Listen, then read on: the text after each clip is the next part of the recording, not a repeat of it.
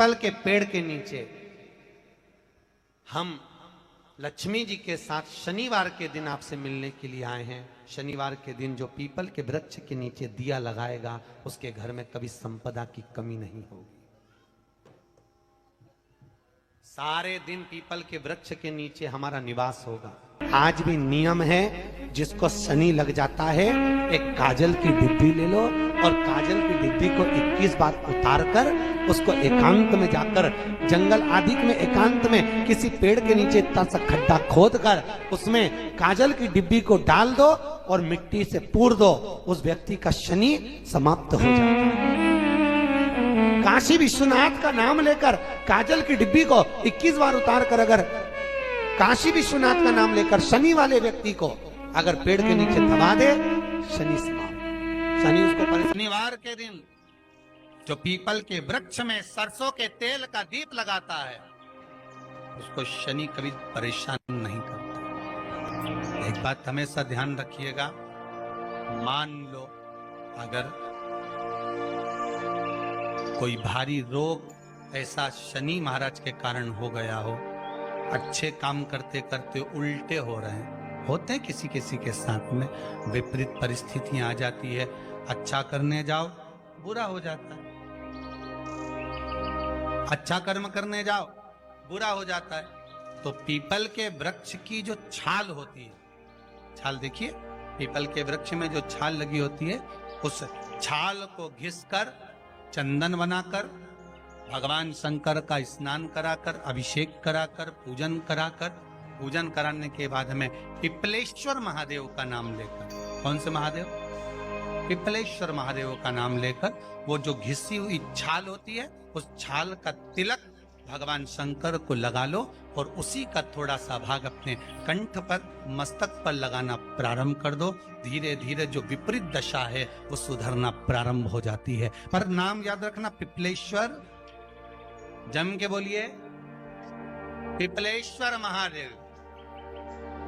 एक देवता ऐसे हैं जिन्होंने दूसरे का हिस्सा खाने का प्रयास करा था और आज भी उस देवता से दुनिया डरती है। और उन्होंने दूसरे का हिस्सा खाने का प्रयास करा था तो शंकर भगवान ने उसको भी नहीं छोड़ा। कौन से देवता? वो बाल्टी में हर शनिवार को आते हैं आपके यहाँ। कौन से? शनि देव। उनने क्या करा था? भगवान सूर्य नारायण ने अपने सारे पुत्रों को देखा, सारे पुत्रों,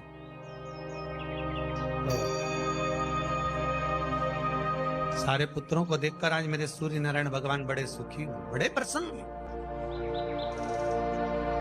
मेरा पुत्र शनि भी श्रेष्ठ है, मेरा पुत्र यम भी श्रेष्ठ है, सब ठीक है। आज भगवान सूर्य देवता ने अपने पुत्रों को बुलाकर कहा, आज मेरा मन कर रहा है कि मैं सारे लोगों का राज्य अपने पुत्रों को बांट दूं, सबको अपना अपना हिस्सा दे दूं। शनि महाराज जी को भी हिस्सा दे दिया गया। अब जब शनि महाराज जी को हिस्सा दे दिया तो शनि महाराज जी संतुष्ट नहीं हुए। दुनिया में ऐसे लोग बहुत सारे हैं जो संतुष्ट बहुत कम हो पाते हैं। शनि देव के मन में संतुष्टि नहीं हुई। जब शनि देव के मन में संतुष्टि नहीं हुई तो शनि महाराज उसी समय पर अपने सारे भाइयों का हिस्सा बटोरने लगे, उस पर कब्जा करने लगे। कब्जा करने लगे तो सूर्य देवता की आंख में जल भर गया। कितना तेजवान सूर्य नारायण, कितने तेजवान, कितना तेज भगवान सूर्य के पास में था। पर शनि महाराज को देखकर आज रो रहे हैं। शनि महाराज को, शनि महाराज ने अपने भाइयों के इस हिस्से पर क्या कर लिया? सूर्य नारायण भगवान की आंखों में जल भर गया कि मेरा पुत्र ऐसा कर रहा है। शनि को बुलाया सूर्य नारायण भगवान ने, समझाया और नहीं माना। किसी किसी की नियत होती है कि इसको इतना कैसे दे दिया, अम्मा ने इसको इतना कैसे दे दिया, पिताजी ने इसको इतना कैसे दे दिया, मैं तो कब्जा करूंगा, दुकान नहीं छोड़ू, घर नहीं छोड़ू, ये नहीं छोड़ू, वो नहीं छोड़ू। मत छोड़, एक दिन संसार छोड़कर जाना पड़ेगा। तब कहीं जमीन जायदाद छाती पे बांध के ले जाएगा। नहीं माने तो सूर्य देवता ने अपने गणों को भेज दिया, जाओ जरा शनि महाराज को जरा हटाओ वहां से। शनि महाराज को गुस्सा आया और शनि महाराज ने उन सारे गणों को नष्ट कर दिया। सूर्य नारायण रो रहे हैं। भगवान शंकर की पंचायत में सूर्य देव भी हैं, मतलब शंकर भगवान के मित्रों की गणना में सूर्य आते हैं।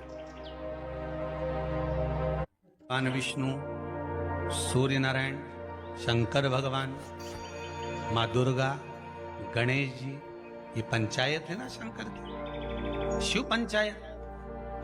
शिव परिवार में कार्तिकेय, गणेश जी, पार्वती जी, शंकर जी, नंदी, ये शिव परिवार। पंचायत में सूर्य देवता। सूर्य नारायण को रोता हुआ देखकर भगवान शंकर को बड़ा दुख हुआ। शिव जी ने पूछ लिया, क्या बात है, आप रो रहे हो?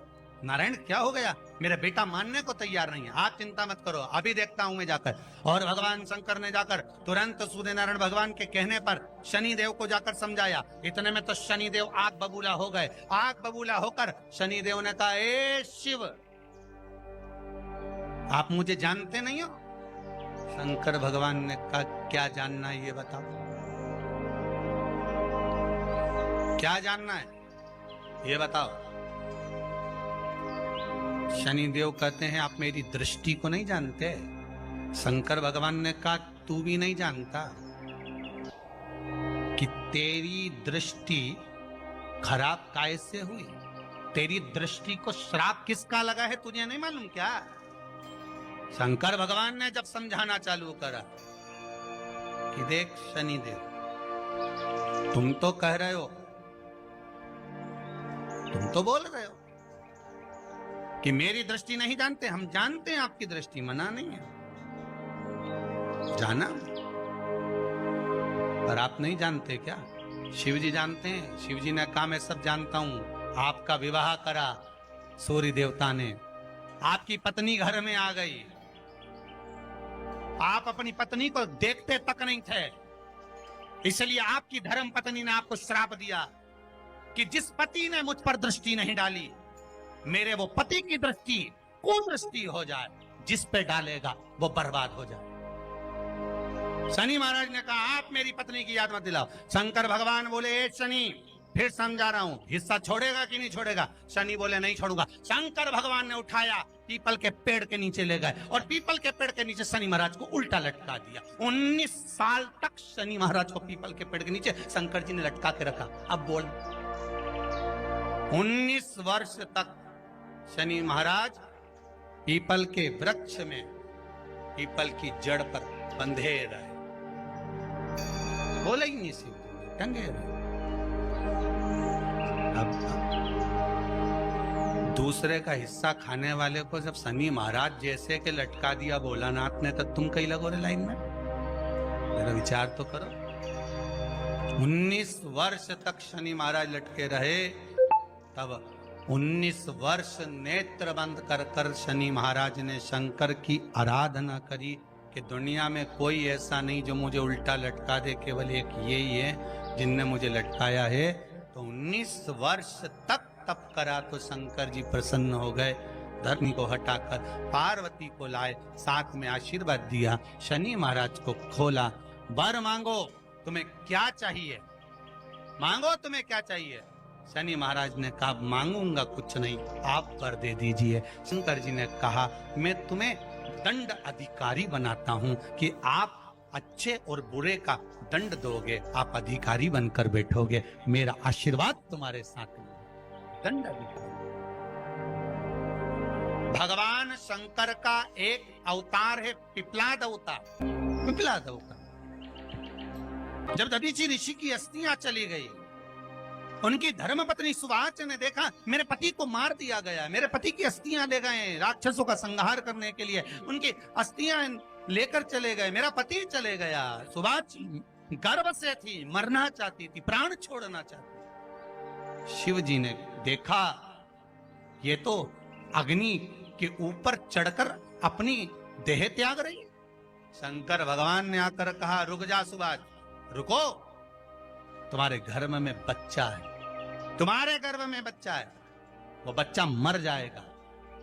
अब इस बच्चे को जन्म देकर भी क्या करूं? नहीं पिता, तुम्हारे गर्भ में जो बच्चा है वो महाज्ञानी है। तुमने मुझसे प्रसाद के रूप में मांगा था, कहा था शिव जैसा पुत्र होना चाहिए, तो क्या तुम शंकर को नष्ट कर दोगे? मैं शंकर को जन्म दूंगी। सुभाष ने 2 पत्थर उठाए, अपने गर्भ पर मारना प्रारंभ करा। गर्भ पर मारा, बच्चे ने जन्म लिया। बच्चा 7 महीने का था। उस बच्चे को उठाकर पीपल के कोटर में रख दिया। पीपल की कोटर। एक गिलहरी पीपल के फल को लेकर आती थी, पिपलाद के मुंह में देती थी।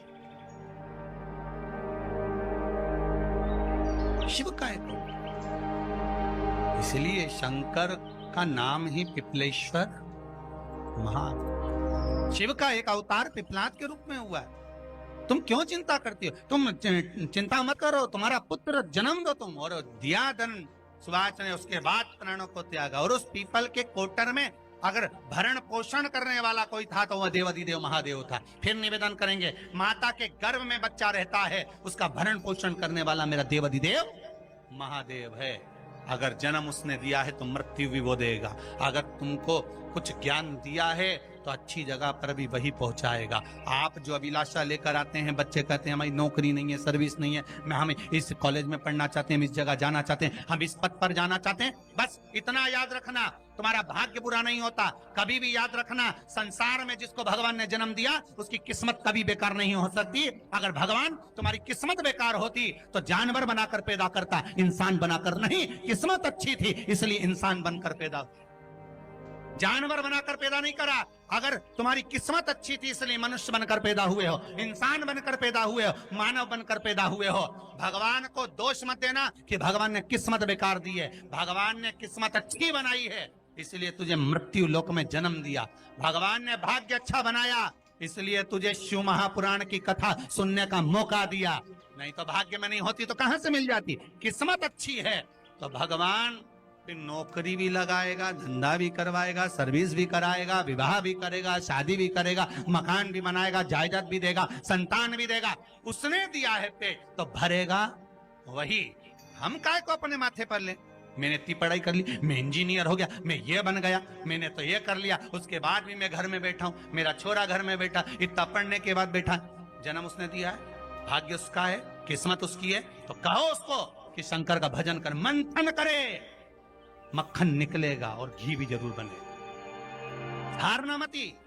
जब तेरे 3.5 करोड़ बार गिनती मत करना, गिनती वो करेगा। तू तो भज, तू कुबेरेश्वर का स्मरण कर, तू महाकाल का स्मरण कर, तू काशी विश्वनाथ का स्मरण कर, तू महाकाल राजा का स्मरण करके तो देख। शिव का भजन कर, 1 लोटा पानी ले जाकर रोज चढ़ा शंकर जी के मंदिर में जा। शिव से भजन करने में क्या देरी? नहीं जा सकता शिव मंदिर में जाने में? बच्चों को अगर शर्म आती हो तो बेलपत्री के पेड़ के नीचे पानी चढ़ाया। वो भी नहीं कर सकता तो पीपल के पेड़ के नीचे चढ़ाया। वो भी नहीं कर सकता तो आंवले के पेड़ के नीचे चढ़ाया। पर कहीं जुड़ तो सरी, एक बार साध तो सरी, पकड़ने का प्रयास तो करो परमात्मा। शनिवार का दिन है जिस दिन अपन इस दरिद्रता से मिलने के लिए पीपल के पेड़ के नीचे आए हैं। हिंदू धर्म में ये दिन पीपल के वृक्ष के लिए पूजनीय होगा। जो भी शनिवार के दिन पीपल के वृक्ष की पूजन करेगा, दूध चढ़ाएगा या मिष्ठान का भोग लगाएगा, लक्ष्मी और नारायण उसके घर में प्रवेश कर जाएगा। लक्ष्मी और नारायण उसके घर में प्रवेश करेगा। इसलिए नियम बनाया। कौन से दिन का? शनिवार। लक्ष्मी जी बोली, नारायण आपने तो 1 दिन का वार लिख दिया। शंकर जी ने 7 वार बनाए हैं, रविवार, सोमवार, मंगल, बुध, गुरु, शुक्र और शनि। ये शिव जी ने बनाया। अब 1 दिन आपने अपना बना लिया, बाकी के दिन अगर कोई इस पीपल के वृक्ष के नीचे आएगा और यहां तो दरिद्रता बैठी है तो उसका क्या होगा? भगवान नारायण बोले, सुन दरिद्रता, तेरे से एक विनती है, अगर कोई भी मनुष्य इस पीपल के पेड़ के नीचे अगर 7 दिन में आता है और उसके हाथ में अगर कोई सामग्री होती है तो तू उसके घर में प्रवेश नहीं करेगी। नियम है पीपल के वृक्ष का, या तो पानी का लोटा लेकर जाओ, कुंकू का चोपड़ा लेकर जाओ, शक्कर लेकर जाओ, या पेड़ के नीचे चींटी को डालने के लिए आटा ले जाओ, पर खाली हाथ पीपल के वृक्ष के नीचे कभी मत जाओ, कभी नहीं जाओ। खाली हाथ जाओगे तो दरिद्रता तुम्हारे घर में प्रवेश करेगी। दरिद्रता उठकर खड़ी होकर बोली, नारायण तुमने अपनी मनमानी करी है, एक दिन मुझे भी मेरा चाहिए। भगवान ने कहा बोल कौन सा दिन चाहिए। दरिद्रता कहती है रविवार के दिन इस पीपल के वृक्ष के नीचे मैं दिन भर नृत्य करूं, इसमें रहूं, और जो यहां आए रविवार को मैं उसके घर में प्रवेश करूं। भगवान ने कहा ठीक है। दरिद्रता रविवार का दिन एक ऐसा दिन रहेगा जिस दिन तू इस पीपल के वृक्ष के नीचे नृत्य करेगी और जो आएगा इस पीपल के वृक्ष के नीचे तो उसके साथ प्रवेश करेगी। मैंने तुझे वर दिया। इसलिए हमारे यहाँ केवल पीपल का वृक्ष अगर दीवार में भी लग जाता है ना, किसी की व्यक्ति की दीवार में, किसी के घर की दीवार में पीपल का वृक्ष अगर लग जाता है, पीपल का पौधा लग जाता है, उसको कितना भी तोड़ लो वो वापिस लग जाएगा। फिर तोड़ोगे फिर लग जाएगा। अगर पीपल के पौधे को तोड़ना है तो केवल रविवार का दिन एक नींबू, एक मिर्ची और बमूल का कांटा, ये 3 चीजें रखने के बाद में आधे घंटे बाद रविवार के दिन पीपल के पेड़ को उखाड़ कर फेंक दो। दूसरी बार कभी पीपल दीवार में लगता ही नहीं, कभी नहीं लग सकता। केवल एक रविवार का, केवल एक संडे, इतवार का। घर में दीवारों पर अगर पीपल लग भी गया है, इसलिए पीपल के वृक्ष को उखाड़ने का, अगर घर में पीपल लगा हुआ है या पीपल का पौधा हमारे घर में लग गया, उसको उतारना, निकालना, लगाना, तो पीपल के वृक्ष को अगर निकाला जाता है तो रविवार के दिन, और अगर पीपल के वृक्ष को कहीं लगाया जाता है तो सोमवार के दिन या मंगलवार के दिन, बुधवार के दिन, इन दिनों में लगा सकते पीपल के वृक्ष कहीं लगाना। शनिवार का दिन एक ऐसा दिन होता है जिस दिन पीपल के वृक्ष को कहीं जाकर लगाया नहीं जाता, क्योंकि शनिवार के दिन पीपल के वृक्ष के नीचे लक्ष्मी रहती है। हम अपने हाथों से अगर पीपल का वृक्ष किसी दूसरी जगह पर शनिवार को रोपित करते हैं तो हमारे घर की लक्ष्मी अपने घर से छिन्न होकर चली जाती है। इसलिए शनिवार के दिन पीपल लगाया नहीं जाता, किसी के घर जाकर उसको वापस पलटा नहीं जाता। लग गया उसको डर। प्रभु मेरी धर्म पत्नी को कहाँ रखूं आप बताओ। वो तो जहां यज्ञ होता है, अनुष्ठान होता है, दान होता है, पुण्य होता है, सत्कर्म होता है, वहां जाने को तैयार नहीं। अब करूं क्या। भगवान ने बोला एक काम करो। दुर्वासा जी बोले जिसके यहां रात्रि में बर्तन झूठे पड़े रहते हो उसके घर में इस दरिद्रता को लेकर तुम प्रवेश कर जाना। जिसके यहां रात्रि में बर्तन झूठे पड़े हो वहां लेकर प्रवेश कर जाओ। दूसरी जगह दुर्वासा जी बोले जो स्त्री घर में दोपहर के समय पर सो रही हो उसके घर में इसको लेकर प्रवेश कर जाइए। जो स्त्री दोपहर के समय में घर पर सो रही हो इस दरिद्रता को लेकर प्रवेश कर जाइए। तीसरा, जिसके यहां पर दरवाजे पर कांटे वाले पौधे लगे हों उस घर में इस दरिद्रता को लेकर प्रवेश कर जाइए। दरिद्रता कितनी सुंदर बात कही है। दाता और विधाता कौन कौन? दाता और विधाता। लक्ष्मी और दरिद्रता के सगे भाई हैं। कौन कौन? दाता और विधाता। दाता को फिटकरी प्रिय है, विधाता को नमक प्रिय है। ये दोनों हमेशा लक्ष्मी को और दरिद्रता को दोनों को समझाते थे, दोनों में प्रेम बढ़ाते थे। आज भी हिंदू धर्म की रीति है। यहां तो ठीक है, जिसके यहां पर भी अगर थोड़ी सी भी परेशानी होती है, थोड़ा सा क्लेश होता है, अशांति होती है, लक्ष्मी नहीं टिक रही हो, काम नहीं बन रहे हो, बहुत प्रयास करा जा रहा हो और हमारा कार्य नहीं होता, तो क्या करते हैं? फिटकरी और नमक को पानी में डाल देते हैं और घर में पोछा लगा देते हैं। आप लोगों ने आजकल फेसबुक पे भी पढ़ा होगा, व्हाट्सएप पे भी पढ़ा होगा। तो क्यों लिखा उसमें? उसका कारण ही केवल होता है कि दाता और विधाता की प्रियता उसमें। माता ख्याति के जो 4 बच्चे हुए इसमें जो 2 लड़के हैं दाता और विधाता, उसकी प्रियता उसकी पूर्णता। अब दुर्वासा जी बोले अपनी धर्म पत्नी को वहां लेकर, जहां कांटेदार पौधे लगे हों वहां पर लेकर प्रवेश कर जाइए। कांटेदार पौधों में उस दरिद्रता का निवास हो गया। आए जब कष्ट, बहुत कष्ट का जीवन चल रहा हो, बहुत कष्ट की जिंदगी चल रही हो, ध्यान लगाना, अगर कष्ट का जीवन चल रहा हो, तकलीफ की जिंदगी चल रही हो, 5-7 सोमवार, या तो 5 सोमवार या 7 सोमवार, हाथ में दुर्वा, मान लो ये तुमने दुर्वा ले ली, हाथ में दुर्वा, एक बेलपत्र, और उसी हाथ में अपने घर का भरा हुआ 1 लोटा जल।